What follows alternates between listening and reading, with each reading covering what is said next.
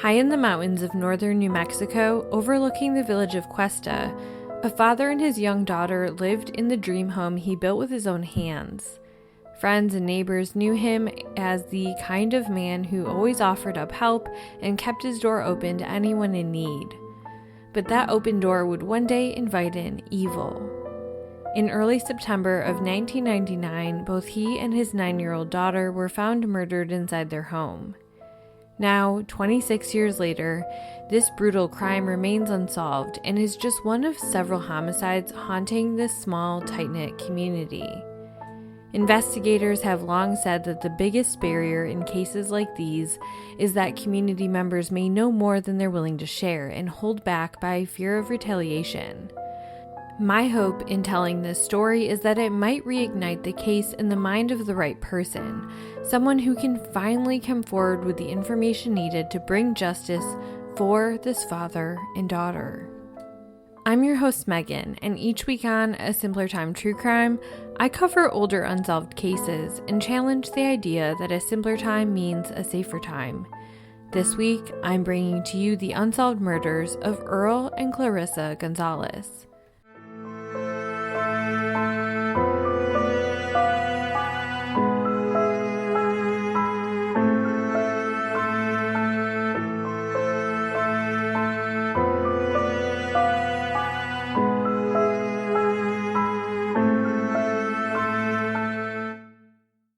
It was late in the afternoon of Thursday, September 2nd, 1999, and a woman named Mary Jo was growing concerned.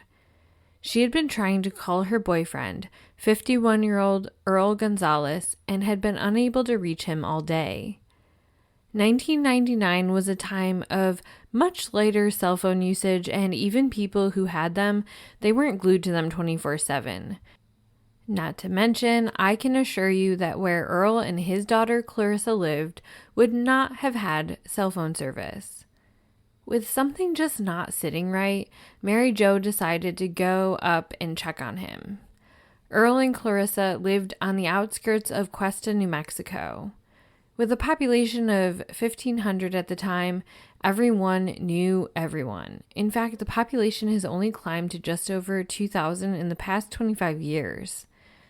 The small village is tucked away and isolated, bordering the Carson National Forest, and it's just a short distance from the Colorado border. Earl's girlfriend pulled into the driveway and approached the house. On the door was a note attached that simply said, "Why?" As she went inside, there she discovered the unimaginable. Earl Gonzales was dead, on the couch, the apparent victim of a gunshot wound to the head. Mary Jo quickly placed a phone call for help. When police arrived, they found the same scene that Mary Jo did, but there wasn't any immediate sign of Earl's daughter, Clarissa. Initially, Earl's girlfriend thought that maybe Clarissa had fled the home during her father's attack and was hiding in the nearby woods, so they began to pull together a search party. But first, they wanted to, of course, clear the house. And so police first went room by room through the first floor, and no sign of Clarissa. Then they went up to the second of the 3 floors. Room by room they went until they made their way into what looked like the little girl's bedroom. And there, on the floor next to her bed, was 9-year-old Clarissa Gonzales. Clarissa had signs of ligature strangulation, and she was also deceased. The 9-year-old was so proud because she had recently made her first communion at St. Anthony's Catholic Church in Questa, and she also started her 5th grade school year at Alta Vista Elementary School. Clarissa's parents had divorced, and her mom lived in Colorado, and Clarissa stayed in New Mexico with her father. She was known as being a bubbly girl who talked a lot and was very protective of her father. She actually loved to try to bake him things and make him his meals. All around the outside of the house were little clues that a young girl lived there, toys strewn about and a tipped-over girl's bicycle. She also was so happy that she had won her local school science fair. Earl was well known in Questa and in nearby Taos where he worked. He worked for the Rocky Mountain Youth Corps, or RMYC, as a crew supervisor. I'm going to read to you a brief passage directly from the website of the RMYC that explains a little bit about the work they do and their mission. It reads, quote, RMYC was founded in 1995 by a group of dedicated parents and community leaders who recognized the cultural and economic challenges within New Mexico's communities. Traditional communities were being gentrified, youth were abusing substances, and the natural environment was being neglected. This group of parents and leaders developed a model for youth development that combined life skills training and on-job experiences with community service. Using the example of the Civilian Conservation Corps from the 1930s, the founders started RMYC with a modest grant, designed a curriculum for youth workforce development, and engaged potential partners. Soon, the first crew restored a public park in Questa, New Mexico. Since its founding, RMYC engages about 200 corpsmen per year with 20 full-time employees who work with all levels of government, schools, community organizations, and businesses to deliver the program to communities across northern and central New Mexico. End quote. Earl loved this job in supervising and teaching the youth. According to the RMYC projects director, Carl Colonius, he had helped his crew restore 13 homes in 1998 for the elderly. Colonius told the paper, quote, he was enthusiastic and committed. He really gave a lot of thought to how to help his crews, how to provide more than just the practical education. He made real attempts to befriend and help his crew members, end quote. Earl himself had been interviewed at a point for the work he did, and he spoke of how he loved when suddenly he could tell his teaching just landed and a little light bulb went off in the kids' minds. But his work was far from all Earl was known for. Having been born in Colorado and living with a tight-knit family with 2 brothers and 2 sisters, Earl served in the military. Notably, he was a Vietnam vet. He had 5 children of his own, with Clarissa being his youngest. One of his colleagues who wrote an editorial piece in memory of him, a woman named Kristen Barney, said that despite all he had accomplished and all he had going on at any given time, he would discuss raising Clarissa as a single father who was a little older in age to become a dad as the toughest job he ever had. Earl had worked for years building the home he and Clarissa shared up on the mountainside. It was solar-powered and maxed out at $500 a year for the cost of utilities. He was known as being a gifted mason and general contractor. His home was always a work in progress, never finished, and this was true at the time of the murders. He was also a farmer, and on his land he had goats, cows, pigs, and horses, and he raised alfalfa for hay. Earl had lived all over the world with his military career, at times living in Japan, Alaska, Hawaii, Texas, Arizona, Colorado, and California. But Questa is where he planted roots. Earl was a highly ranked District 6 commander in the VFW.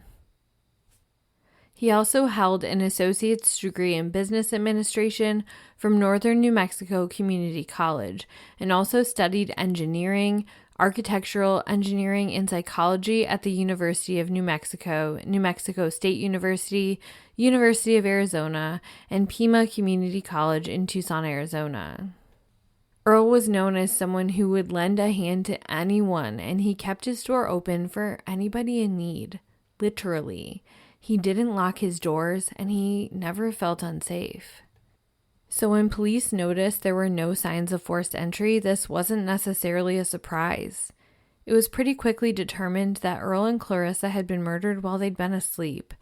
Someone had slipped into their unlocked home, killed Earl, and then located Clarissa to murder. Police had their work cut out for them. Who wanted Earl and Clarissa dead, and why?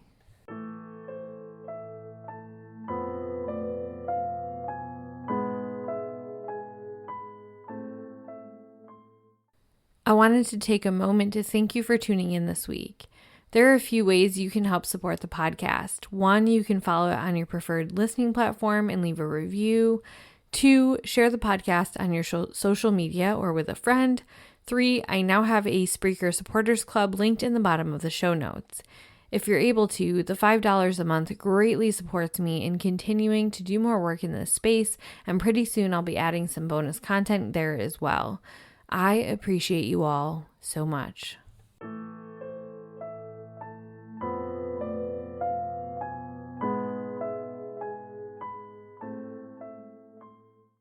So just for some context, Questa Police Department was so small, they had only 2 officers that worked for the whole department. They actually used to have to swap who was on call for evening calls. While they were part of the investigation, they recognized that they could not do this one alone. So they pulled in bigger law enforcement entities like the Taos County Sheriff's Department and New Mexico State Police to assist with the investigation.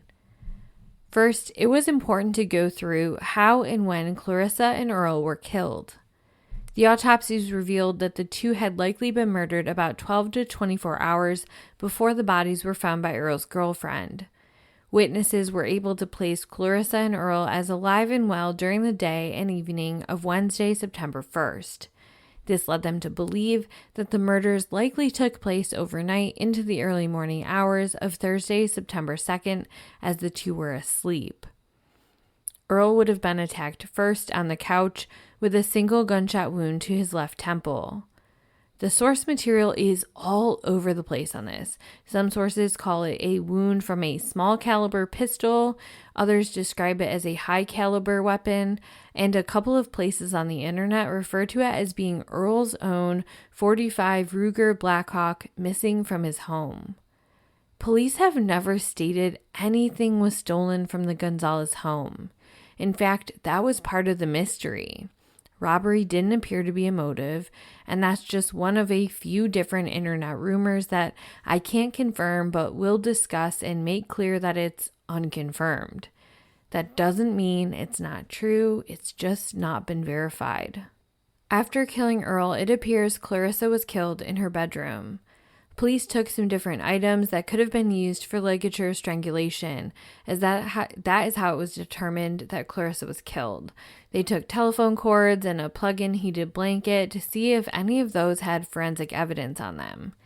What they found, we don't know. And herein lies the second internet rumor that goes around. One unconfirmed source, a blog that I'll link, talks about Clarissa being sexually assaulted. If this is true, that's a huge clue and would point to the overall motive in the case. Take out the dad so that you can get to the young girl for your sexually motivated crime. The problem is, nowhere else confirms this, and all original reporting and police commentary only speak of the ligature strangulation and claim a lack of motive. So take that for what you will. The next question police had was, who left the note? Was it connected? How ominous that a single note is left on the door that says nothing but why. What does that even mean? And in what world is it not connected? But also, why would you leave a note if you were connected to the crime? That's so odd. Police began going through and conducting interviews with locals, family, friends, coworkers, and the like. But the next clue was actually from their own police files.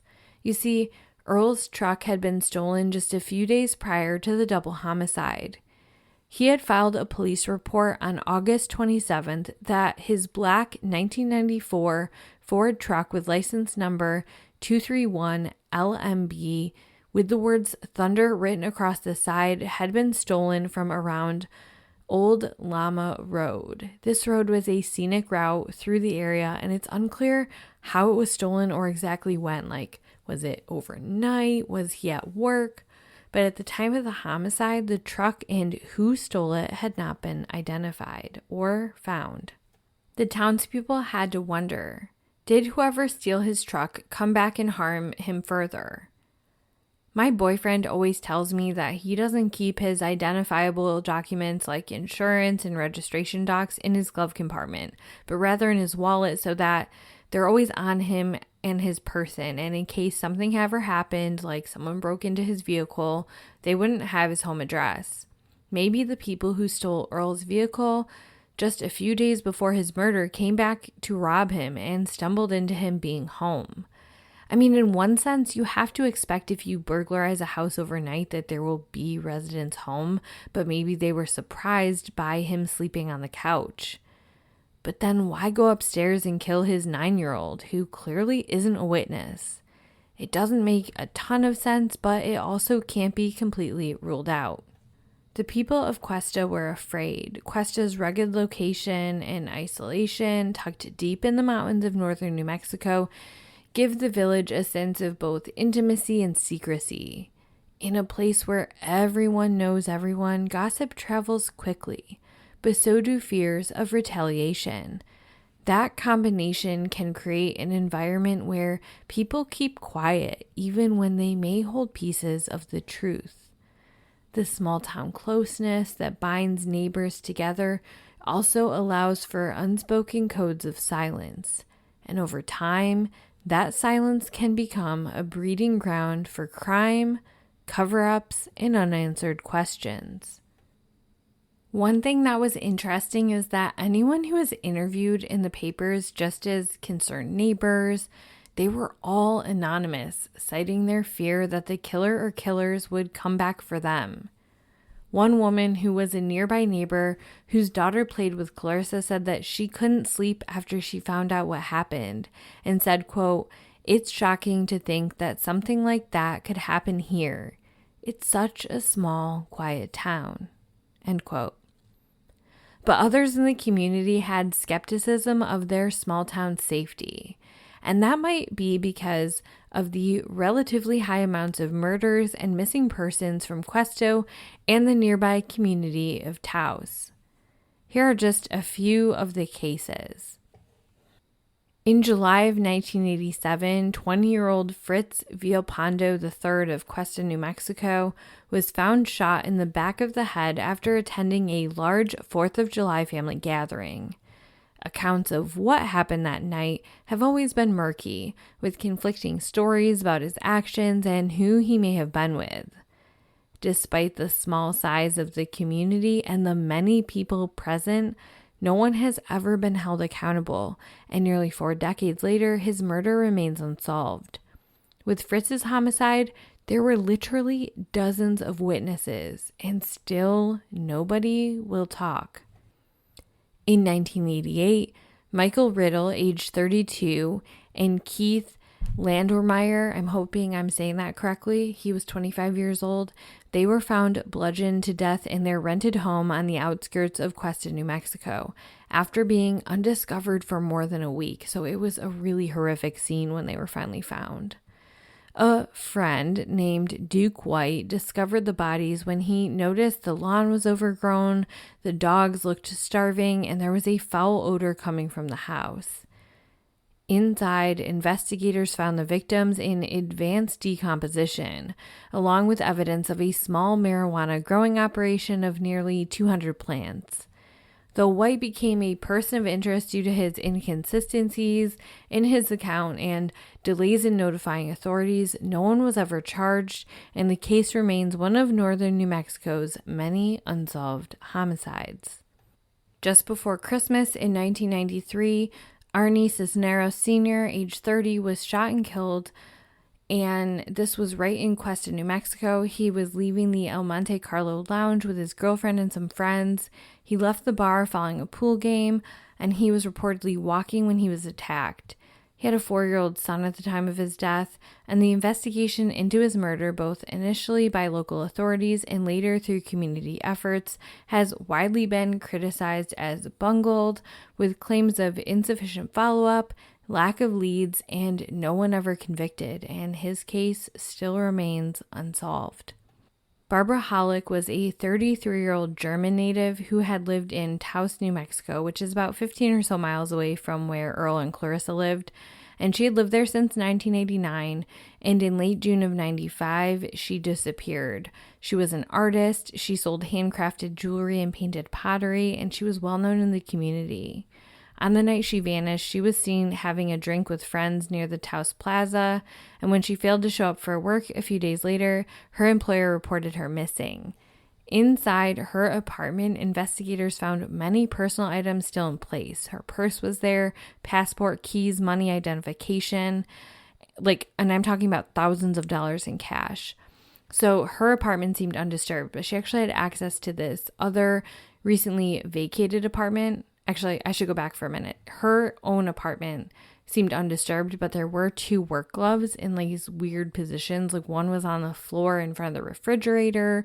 The other was near the exterior door, and they didn't look like they would fit her, so that was kind of off. And then a few days later, a pair of shoes that she owned were found inside a recently vacated apartment in the same building. And she had access to this apartment because she sometimes assisted with turning the on-off exterior lights. So that particular apartment had its telephone line cut and its mattress cover removed. But that's all the evidence that's in the case. By the time police investigated that second apartment, a maid had cleaned it, so all of the forensic and critical evidence was destroyed, and her case is still unsolved as well. After the murders of Earl and Clarissa, the local community mounted pressure on authorities.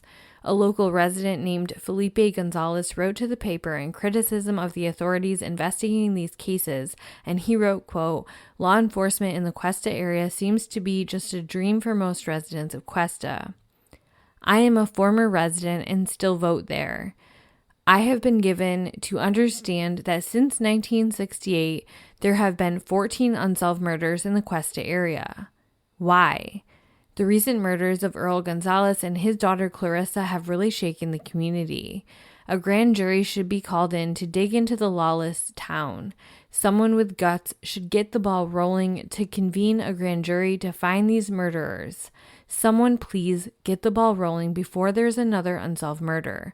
I would do so myself, but I am no longer a resident there. Hoping for an investigation soon." Questa Police Chief Frank Gallegos responded, mostly citing their small force and their willingness to bring in help. But he called into question the criticism of police when, in his opinion, several cases could be solved if the right people came forward.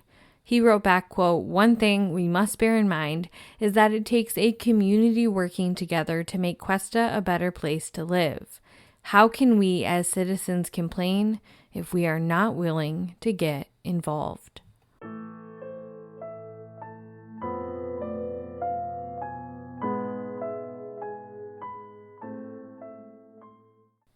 I focused quite a bit on the local community knowing something, but one thing I should mention is the specific area of Earl's home. According to newspaper articles that all have linked in the show notes, the Gonzales home was nearby an outdoor recreational area that brought in a lot of outside hikers, campers, and outdoorsy tourists. So one could ask, did someone just passing through opportunistically kill Earl and Clarissa because they found an unlocked door? While not the most likely, you can't rule it out. In May of 2005, Joseph Edward Duncan III selected the Groen family in Coeur d'Alene, Idaho, by driving by their residence and seeing the kids outside. He ultimately stalked the family for a bit before murdering all of them besides young Dylan and Shasta.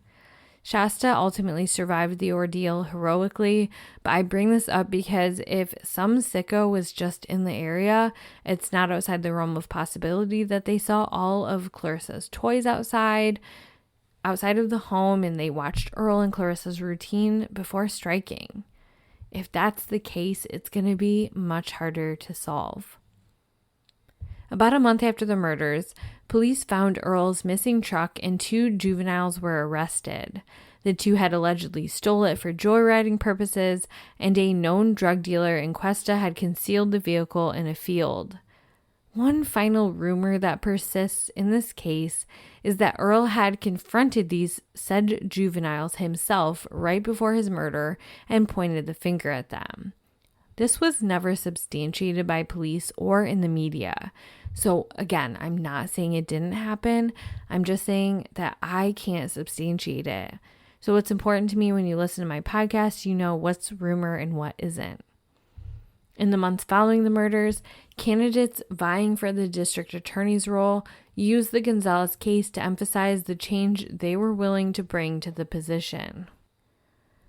A candidate named Sam Herrera ran on the platform stating, quote, protecting all, granting favors to none.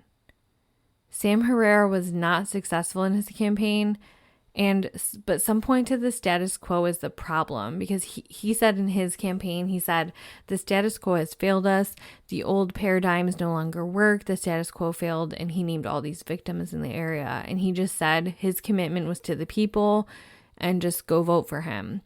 And people did feel that the status quo was the problem. With it being such a small community, some members felt that law enforcement and the quote-unquote good old boys mentality, that they were complicit in covering up some of these crimes. But New Mexico State Police agent Chad Davis, he would disagree. In 2003, he came forward stating that the investigation was heading in a new direction. He shared that forensic evidence was available in the crime, though he wouldn't specify exactly what. He said the testing was long because they didn't have a suspect to compare the samples to, thus cases that had pending trials with a suspect bumped them out of the line. He told reporters for the Taos News, quote, I have been re-interviewing some people and have found many conflicting stories, but it's all speculation at this point. He added he was confident that the new information would lead him to an arrest or arrests. In the same interview, he dropped a bombshell. He stated that they identified who had left the note at the scene that read, why, and he shared that it had nothing to do with the homicides. To this day, police have not elaborated any more on that and how they know this, so we just have to take their word. He also said the 2 juveniles who took the vehicle for joyriding were also ruled out. Despite Davis's belief that DNA would solve this case, 22 years have passed since that interview with no substantial leads. New Mexico has long struggled with high crime rates, especially violent crime, which in 2024 was reported at 717 incidents per 100,000 people, nearly double the U.S. average. While nationally, only about 47% of homicides are cleared by arrest, New Mexico's statewide homicide clearance rate has been reported as higher, around 76% in 2021, with the State Police Investigations Bureau even reporting a 100% clearance rate for the cases it encountered in 2023. However, the broader picture is less encouraging. Clearance rates for violent crimes outside of homicide have declined sharply over the past decade, dropping from about 1 in 4 cases solved to just 1 in 7. This means that while homicides in New Mexico are more likely to be cleared than the national average, the state also faces one of the highest overall crime rates in the country and lags significantly when it comes to solving violent crimes more broadly, leaving many cases unresolved. It is believed that there are people out in the community who know what happened to Earl and Clarissa, and I have 2 asks to emphasize. 1, it's imperative for law enforcement to communicate how they plan to help keep people safe who come forward with information in the unsolved cases in this episode and beyond. Clearly, fear has gotten in the way of justice on many occasions, and I don't blame people for being afraid. In this case, at times, there were substantial rewards offered, and still it was crickets. But 2, I just want to point out that Earl's parents died just a decade after this murder. Clarissa is buried up in Colorado where her mother lives. And still, though, 26 years later, all the surviving relatives want more than anything to know who did this and why. If you have any information on the murders of Earl and Clarissa Gonzales, please contact the New Mexico State Police Cold Case Homicide Unit at 505-827-9066 or email coldcase.homicideunit@state.nm.us. Thank you for tuning in to another episode of Simpler Time True Crime. If you appreciate all this work I'm doing, please leave a 5-star review and share this podcast with a friend. If you have a case suggestion for me for a case that is 20 or more years old, please email me. My email address is simplertimecrimepod@gmail.com. I always leave picture carousels on Instagram, so follow the Instagram page if you like a visual for these cases. And as always, thank you so much for listening, and I'll see you again next Monday.